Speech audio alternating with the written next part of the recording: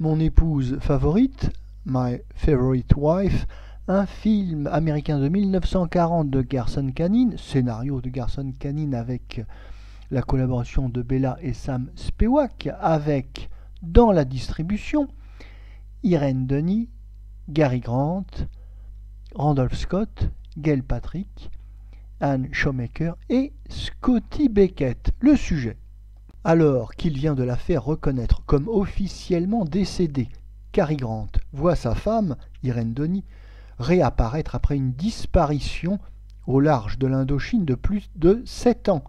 Disparition durant laquelle Irene Denis avait vécu sur une île pas tout à fait déserte, car elle était en compagnie du séduisant Randolph Scott.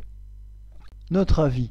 En 1937, le réalisateur Leo McCarey réalise une screwball comédie, une comédie loufoque, The Awful Truth, cette sacrée vérité, qui lui vaudra un Oscar. Et dans cette très amusante comédie, il y avait Cary Grant et Irene Denis. Donc, très logiquement, Leo McCarey souhaite récidiver en réalisant ce My Favorite Wife, mais malheureusement, il sera victime d'un accident de voiture et il devra faire appel à un jeune réalisateur, Garson Kanin, pour le remplacer.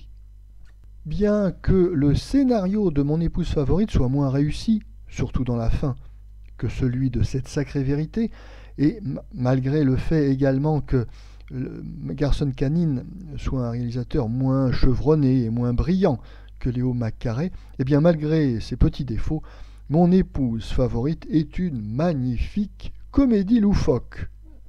Ce film est bien typique de ce début des années 40 aux États-Unis, où, rappelons-le, le peuple américain ne souhaite pas entrer en guerre, il y sera contraint par les manœuvres de Roosevelt. Le public donc ne veut pas entendre parler de la guerre en Europe, ne veut pas de films déprimants, il préfère les comédies et les films musicaux.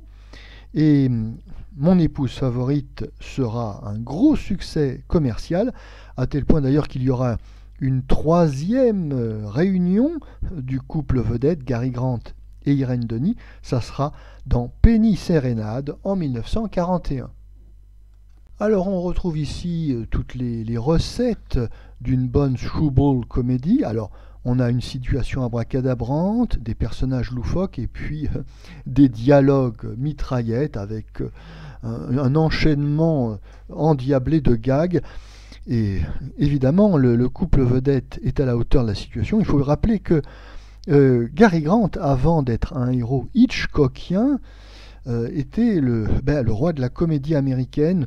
On appréciait notamment le décalage qui existait entre sa classe naturelle, avec son élégance, ses costumes sur mesure et de haut standing, d'une part, et d'autre part, ses mimiques et ses expressions faciales qui faisaient contraste et qui ne manquaient pas de provoquer l'amusement du public. Comme toujours, Cary Grant est extraordinaire, de naturel et de spontanéité. On dirait vraiment que les lignes de dialogue sont improvisées de la part de ce grand acteur. Et ici, alors petit clin d'œil aux initiés, Cary Grant retrouve Randolph Scott, son compagnon à la ville, puisqu'ils vivront ensemble dans la même villa de 1932 à 1944. Oui, petit clin d'œil, car à un moment donné, eh bien, Cary Grant est en nuisette, en déshabillé. Évidemment, le spectateur rit de cet aspect féminin du personnage, mais les initiés ont compris également que ça correspondait à un réel aspect de sa personnalité. Alors ici, sa partenaire, c'est Irene Denis, qui elle aussi est une actrice pleine de naturel et de spontanéité. Elle nous fera rire par ses répliques mitraillettes qu'elle débite à toute allure.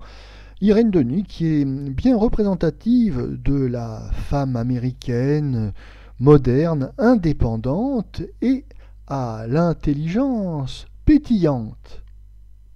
On finira en signalant que ce film est si réussi qu'il fera l'objet d'une tentative de remake en 1962. Oui, tentative car c'est Marilyn Monroe qui devait reprendre le rôle de Irène Denis, mais Marilyn Monroe mourra durant le tournage en 1962. Le film sera donc tourné avec une autre distribution en 1963, avec Doris Day à la place de Marilyn Monroe.